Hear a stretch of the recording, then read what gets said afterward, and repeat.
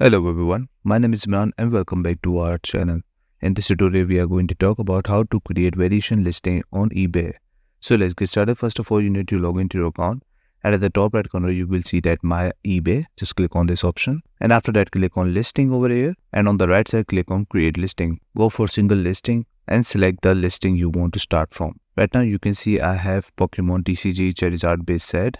These are the cards from Pokemon, and I'm going to create a listing for this one. So this is how it looks like once you are over here. Here you are going to complete your listing, and the most important thing that you cannot find variations on some category. So right now you can see that I am at CCG individual cards, which is the collectible card games, and this will allow us to create variations. There are some categories which not allow you to create variations, and if they are allowing you, sometimes variation not appear. If I scroll down, you will see that I have variations option over here, but it is unavailable right now. But if you want to enable, there are some ways like to select the category which allow you to create variation, or you can just go to the top right corner on these three dots, click on this and click on settings.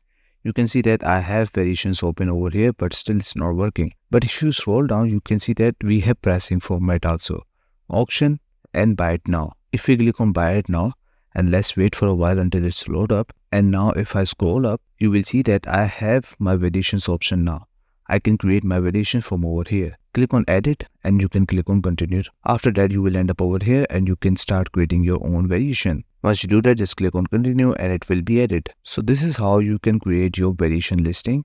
Make sure to select the correct category which allow you to create variations, and check this at the top right corner in settings that variation is on or not. And if both are good, scroll down until you see pricing and change it to buy it now. After that, you can start creating your own variation listing. So that's it. This is all you need to know how to do it. I hope you like this video. Please subscribe. Bye bye and take care.